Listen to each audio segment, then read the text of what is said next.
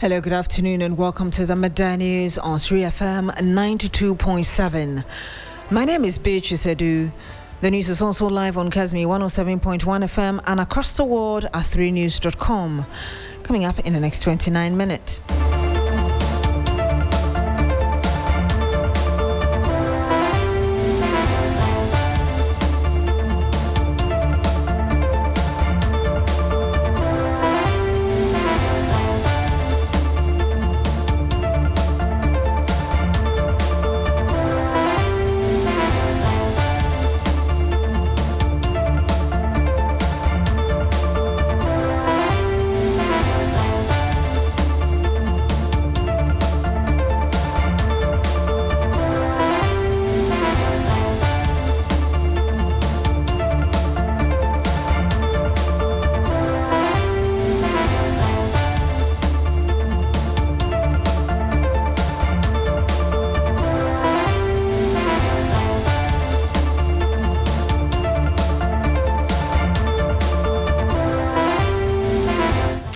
Ghana Union of Traders Associations GUTA demands immediate suspension of the latest utility tariff increment announced by the Public Utilities Regulatory Commission.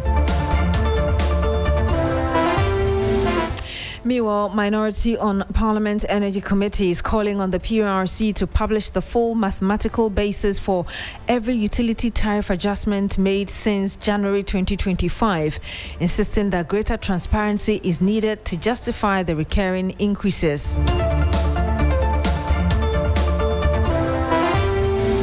And much later on the program, Lawter Atta Akyea files motion to adjourn the adjournment date against NPP Ashanti Regional Chairman Antwi Boasiako.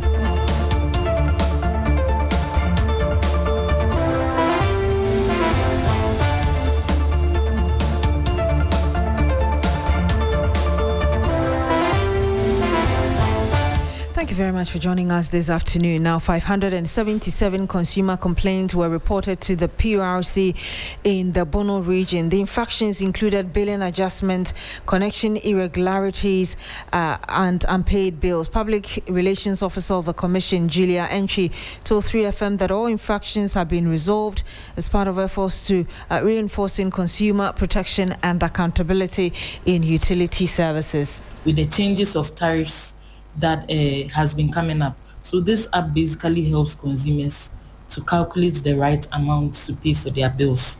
And we've carried out this education just to let consumers know about the app and then how they can use the app.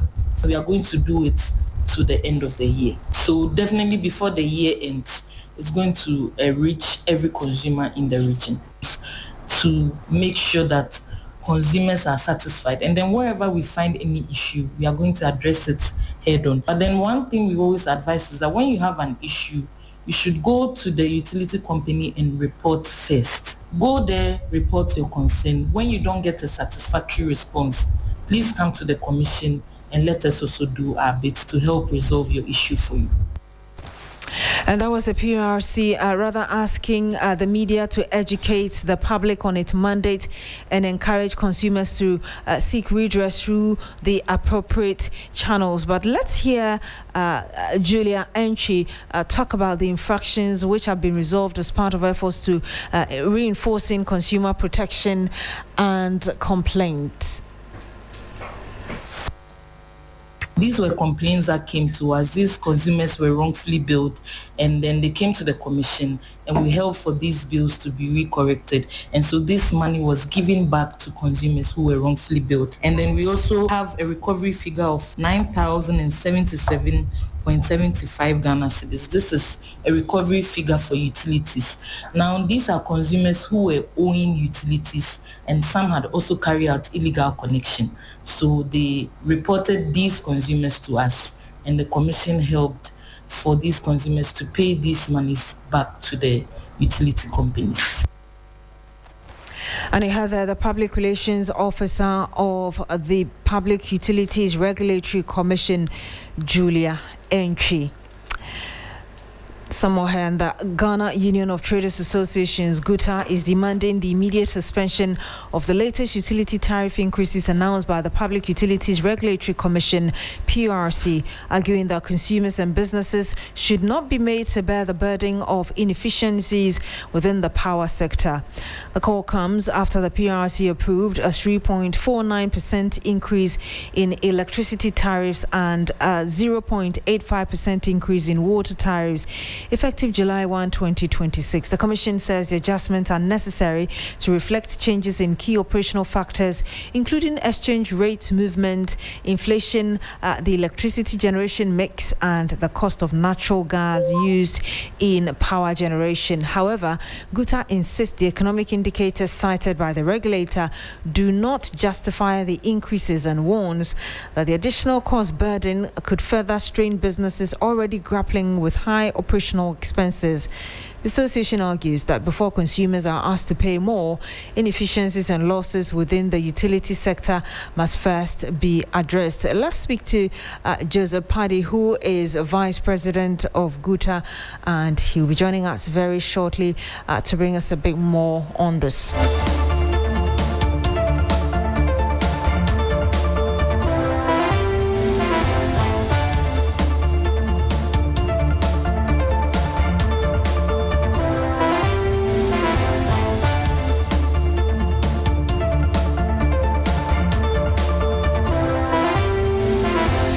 So here on the Midday News on 3FM 92.7. Stay with us. Greetings in the name of His Majesty.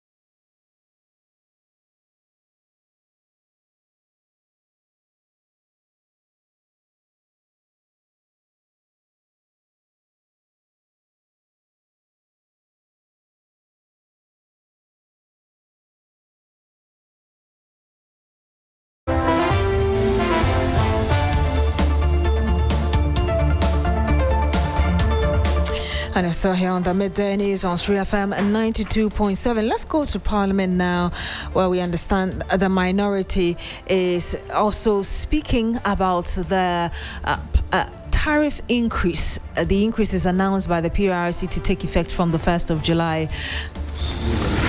The cumulative data paint a stark and indefensible picture. Quarter 2 of 2025 saw a 14.75% increase. Quarter 3 of 2025 saw a 2.45% increase. Quarter 4 of 2025 saw a 1.15% increase. Quarter 1 of 2026 saw a 9.8% increase. Quarter 2 of 2026 saw a reduction of 4.81%. And the latest quarter 3 2026 has seen a 3.49% increase. Cumulatively, we have 26.82% if you take out the quarter 2 reduction. Much talk accompanied the PURC second quarter 2026 announcement of a 4.81% reduction in electricity tariffs, effective April 1st, 2026.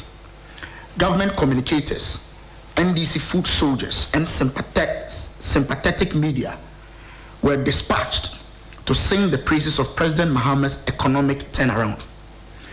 Ministers took to airwaves declaring victory.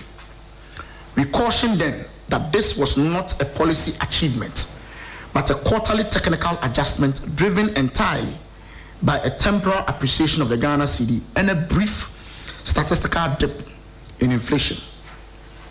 With this latest 3.49% increase taking effect on 1st July 2026, that supposed second quarter relief has been effectively erased within a single quarter of its announcement. The NDC's loudly talked about reduction has lasted exactly 91 days. Electricity tariffs now stand higher than they did before the so-called reduction, and water tariffs are also heading upwards by 0.85%. Ghanaians were given a temporary breather only to have it snatched back. To put these numbers in context, since January 2025, electricity tariffs in Ghana have risen by a staggering cumulatively 26.82%. Over the same period, government awarded workers a meager 10% wage increase, less than a third of the tariff burden placed on those very same workers. The NDC came to power promising a 24-hour economy and reduced cost of living. What they have delivered is a 26.82% increase in the cost of keeping the lights on.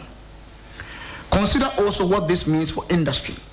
Ghana's manufacturers, processors, and small enterprises operate in one of the most tariff-burdened utility environments in West Africa. Every upward adjustment in electricity costs erodes their competitiveness, raises the cost of production, and ultimately pushes prices higher for the very consumer the NDC claims to be protecting. The 24-hour economy cannot run on a 26.82% more expensive electricity. Jobs cannot be created when the cost of powering a factory keeps climbing every quarter.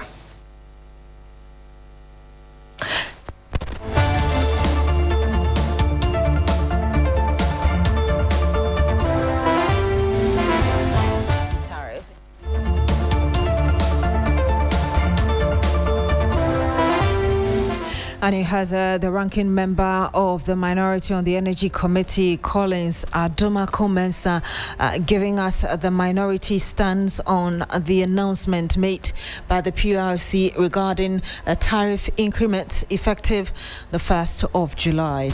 Now, private legal practitioner Lawter Atta Akyea has filed a motion to adjourn the judgment date against NPP Ashanti Regional Chairman Antwi Boasiako, also known as Wuntumi, after taking over as new counsel. The date for the judgment, scheduled for July 3 by the High Court, was set after the defense closed its case, having called on all witnesses to testify in favor of Wuntumi. But before the defense could heed the orders to file written submissions, Antwi Boasiako, then lead counsel for the NPP chairman, wrote a letter notifying the court of his decision to withdraw as legal representative. Following the withdrawal of his lawyer, Chairman Wuntumi, in his panic, quote-unquote, appointed Lawter Atta Akyea as the new lawyer, with the new counsel asking the court for time to pursue the court proceedings. Atta Akyea also noted in his motion that the registrar of the court had not heeded an application for the proceedings. He is thus praying the High Court to extend the time for the new defense to obtain the records and assess the proceedings to file written submissions ahead of the judgment. Chairman Wuntumi and his company, Akonta Mining, are facing charges of unauthorized assigning of mineral rights to individuals and facilitating illegal mining operations at a Samreboy concession in the Western region. The arrest and arraignment in Australia of the alleged kingpin behind a major methamphetamine trafficking syndicate has reignited debate about Ghana's role in the international narcotics trade. Well, Ghanaian authorities say they have arrested suspects linked to the case and investigations are ongoing. Questions are emerging about how the drugs left the country undetected and whether enough was to disrupt the network before it reached Australia. First, let's listen to the Director General of the Narcotics Control Commission, Brigadier General Maxwell Mante, speaking to the press earlier about this issue. This afternoon, we'll be picking more. Whoever is involved, and like I always say, it is only God and the courts that can free you. We'll get to the bottom of this enterprise and make sure that Ghana will not be declared as a narco state. It is our determination that after the World Drugs Day on Friday, we are going to go out and hunt for those whose activity or whose business is to just sell drugs to destroy our young ones. Like my deputy always says, this is just the grace period. If you know you are involved in it, I'm only advising you, because we will come after you. And nobody, and I say nobody, apart from God and the courts, who can free you. Please send a message across, and I want to encourage you, the press guys gathered here, ladies and guys gathered here, to assist us send a message across. It is just not right to sell something that you know will affect the national security of this country. It will affect our young and upcoming ones, and it will destroy their health. Please send a message across. We'll partner you to work towards that agenda. And he had the Director General of the Narcotics Control Commission, Brigadier General Maxwell Obubamante. Let's speak to fraud and security consultant Richard Kumado. Good afternoon to you, sir. Thank you for joining us. You're welcome. We know that a number of arrests have been made in connection with this and more expected, but how do you assess really how this consignment left our shores in the first place without it being detected? Okay, so there are three things involved.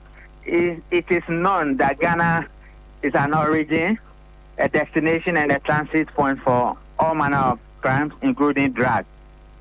It is also a known fact that the officers at the Kotoka International Airport and some other places have arrested a lot of drug addicts and drug peddlers and drug transporters and all related crimes. What is also important is that if the key kingpins in the drug business have committed similar offenses in some other countries, then a permutation could be made in such a way that they will not be arrested in Ghana, but they will be arrested in those countries to answer questions for that. Or it might have escaped them, and those guys over there have made certain arrests that they have informed our countrymen in Ghana to also make same. So these are the permutations when it comes to drug and drug-related, and why sometimes they are not arrested in Ghana and they'll be arrested in some other countries other than Ghana.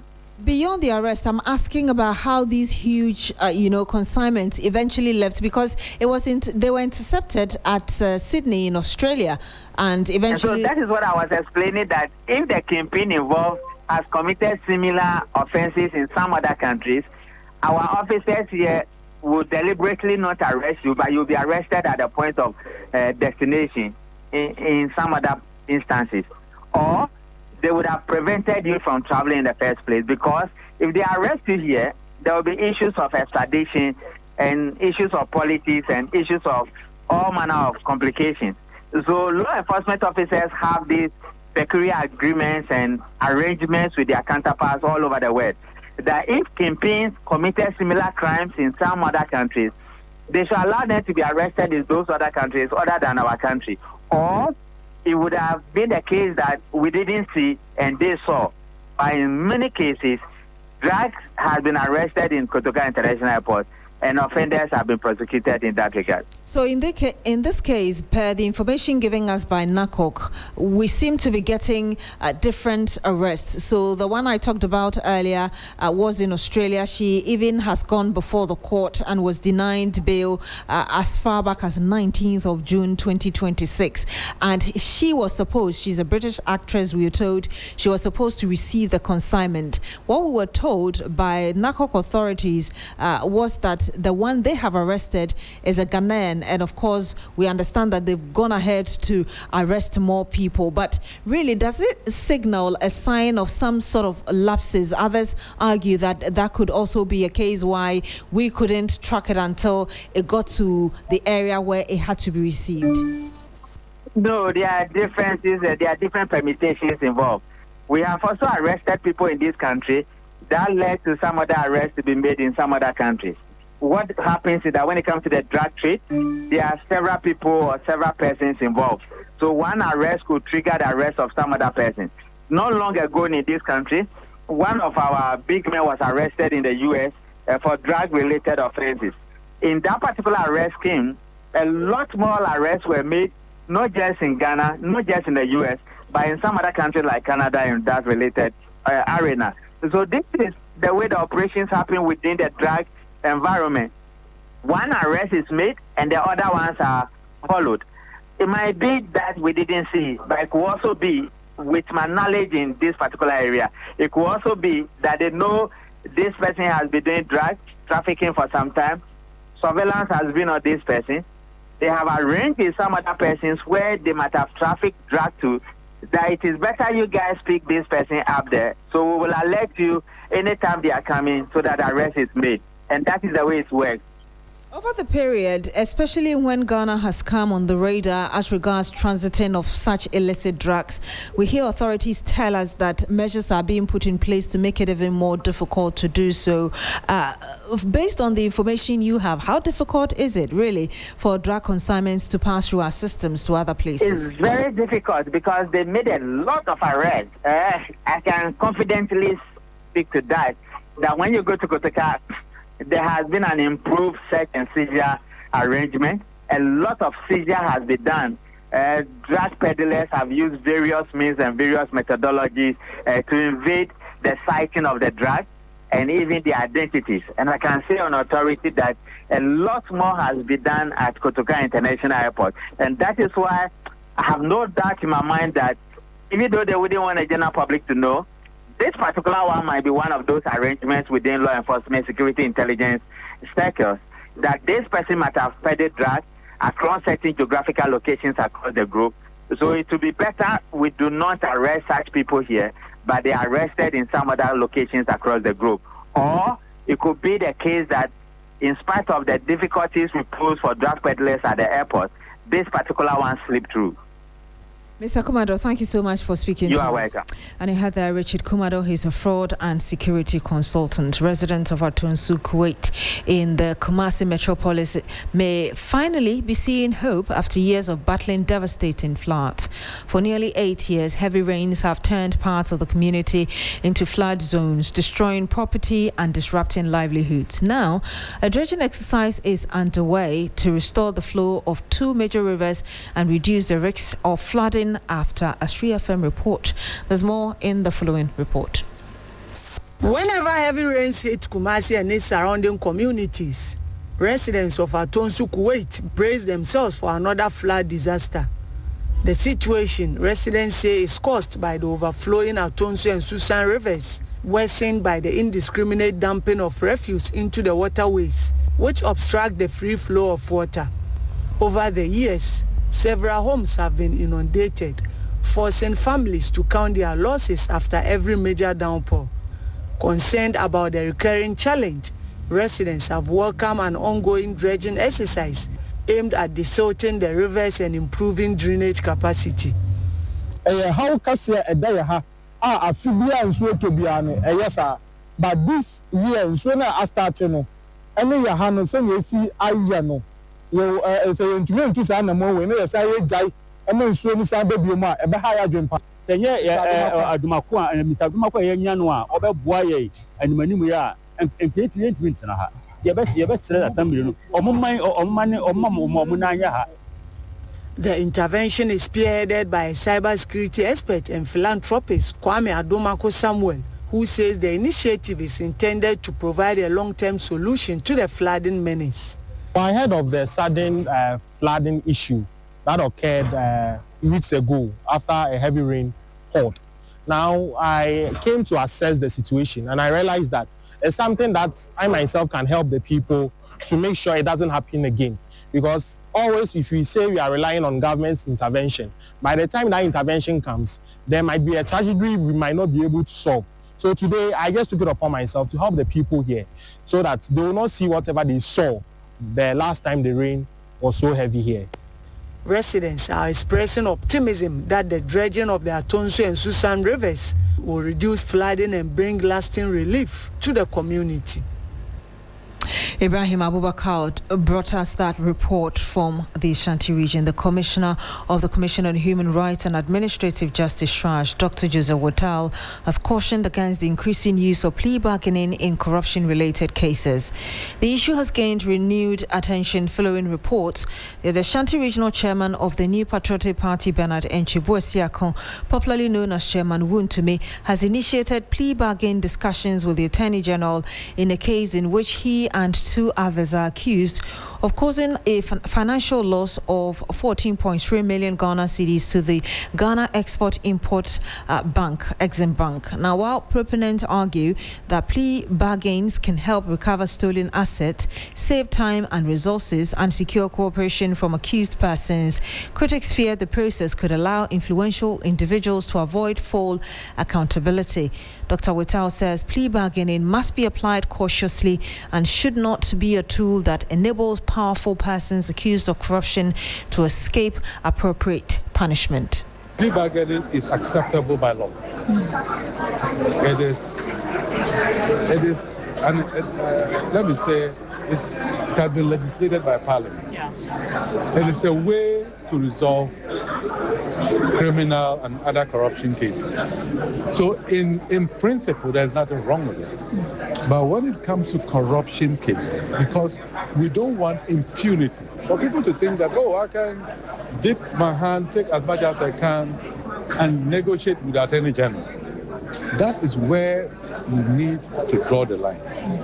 Let's make sure that if the Attorney General is going to exercise his discretion to negotiate for plea bargaining, they should do so mindful of the interests of the public, because the public want not just return of some of the money, but of all the money with interest, and also possible prosecution, because deterrence needs to be done. Where we are in the fight against corruption, we need to show by example.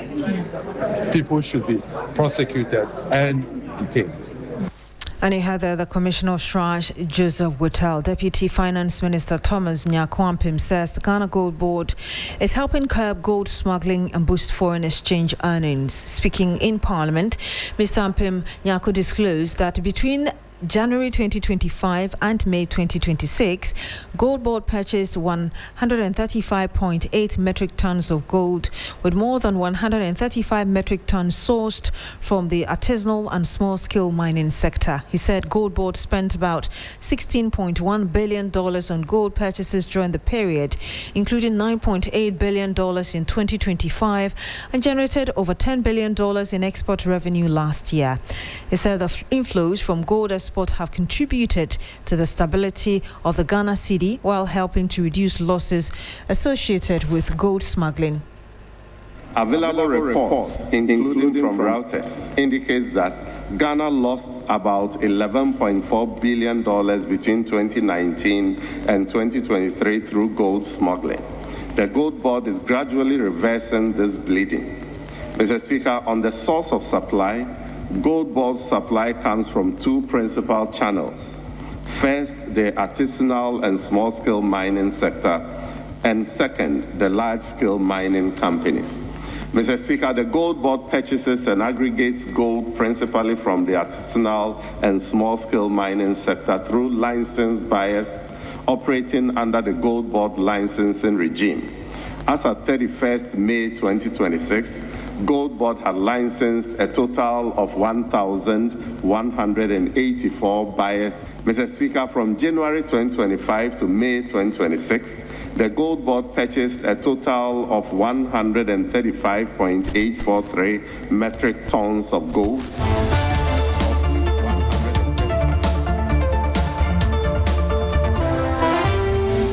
And you had the Deputy Finance Minister Thomas Nyarko Ampim. That's it for the Midday News here on 3FM and 92.7. My name is Beatrice Adu. Thank you very much for joining us this afternoon. Log on to 3news.com for more news.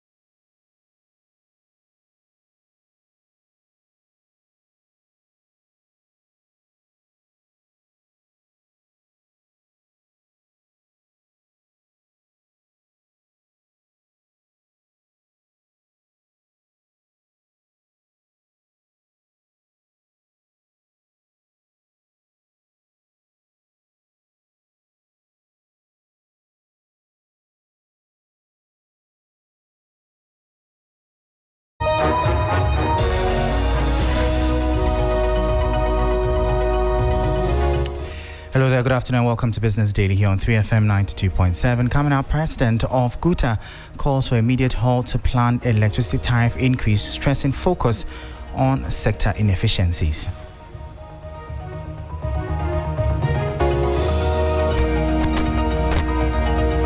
Also, International Finance Corporation warns against weak corporate governance and poor succession planning threatens survival of African family businesses across generations. Plus, International Center for Evaluation and Development warns Ghana risks being left behind in the AI revolution without a robust national evidence bank of local data.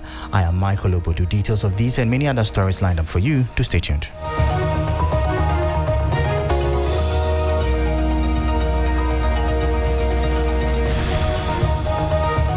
Thank you so much for your time. Straight into our top story. And the Ghana Union of Traders Associations, GUTA, is demanding that the Public Utilities Regulatory Commission halts the proposed adjustment in electricity tariffs, insisting that consumers should not be made to bear the cost of inefficiencies in the power sector.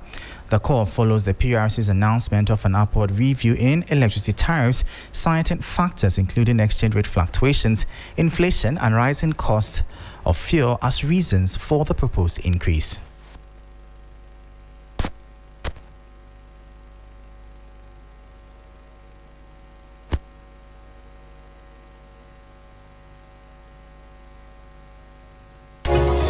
GUTA says the PURC's justifications do not reflect current economic realities. In a statement, the association noted that inflation has declined significantly over the past year, while fuel prices have fallen in recent months. It also argued that improvements in the cedi's performance should ease rather than increase cost pressures on utilities. President of GUTA, Clement Boateng, said the regulator should suspend the proposed increase and instead focus on addressing operational inefficiencies within the sector. There are a lot of inefficiencies and waste as far as these utility companies, are concerned. So we think if they focus on the inefficiencies and the waste, that will increase their revenue assurance, and there will be no need for them to, come up with increments now and then. GUTA further argues that persistent inefficiencies, including system losses and waste within utility companies, should not be passed on to consumers and businesses through higher tariffs. The association warns that another increase in electricity costs could raise the cost of doing business and ultimately feed into higher prices for goods and services. They have forgotten that this increment that they are calling for will add cost of production to the manufacturers, and then that will result in high prices of goods and services. We are of the view that the present tariffs that we are paying should be maintained because it is just this January current economic realities. They came out in a statement, GUTA says the PURC's. You heard the president of the Ghana Union of Traders Associations, GUTA, Clement Boateng, in that report. Now to some more stories now, and the International Finance Corporation, IFC, has raised concerns over the high failure rate of family-owned businesses during succession, warning that weak governance structures and poorly managed transitions continue to threaten the survival of businesses across generations. According to the IFC, Africa risks failing to build and sustain generational businesses unless the challenges surrounding succession planning and corporate governance are urgently addressed. Globally, only about 30% of family businesses survive into the second generation, while fewer than 15% make it to the third. The situation is even more challenging in Africa, where family-owned businesses account for a significant share of enterprises and employment. Experts say weak governance and poor succession planning are among the leading causes of failure. Speaking at the ESG Roundtable for Development Partners, acting ESG Advisory Lead for Africa at the International Finance Corporation, Moez Mayui, underscored the importance of succession planning in ensuring the long-term viability of family businesses. It's very important to have the right governance practices, structures, rules in place to make sure that you prepare the next leaders properly, on time, while you also prepare the current leaders to exit the business and to be a support to the future generations. Also speaking at the event, Senior Country Officer at the IFC, Yawande Giwa, stressed the need to address these challenges to ensure family businesses create the jobs and sustainable growth needed to drive the economy. When it comes to our focus areas in Ghana, such as growth and more and better jobs, these are not topics that are difficult to explain to family businesses. The reason is because when you're a family business, you don't just think about your bottom line. You're thinking about, how do I influence my community? How do I make a difference? How do I create more jobs for my immediate family, extended, and beyond? When you explain things like, how do I influence growth in Ghana, these aren't difficult topics for family businesses. Now, that was a report on the International Finance Corporation warning that weak corporate governance and poor succession planning threaten survival of African family businesses across generations. Away from that, the International Center for Evaluation and Development, ICED, says Ghana risks being left behind in the artificial intelligence revolution unless it builds a robust national evidence bank to feed AI systems with local data. A leading policy think tank has warned. According to the center, the absence of organized and accessible local data could undermine efforts to use artificial intelligence to improve policy making and national development.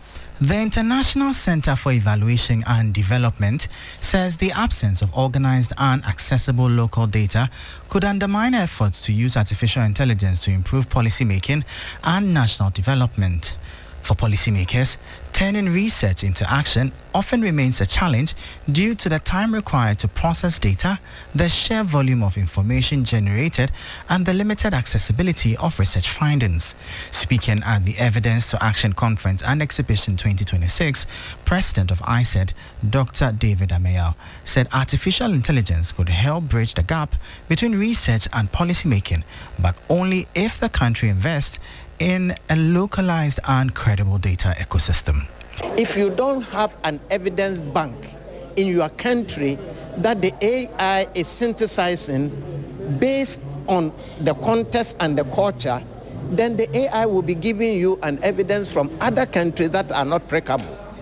We need to be able to gather the evidence in our country so that if we design responsible, cultural sensitive AI, policymakers can use an app, type, and within seconds.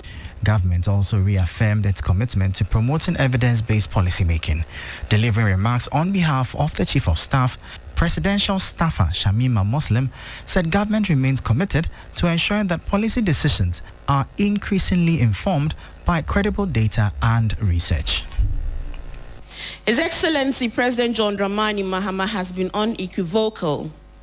This administration is committed to evidence-informed governance, not as a rhetorical commitment, but as a governance discipline embedded in how we plan, in fact, in how we envision, how we plan, implement, learn, unlearn, and recommit.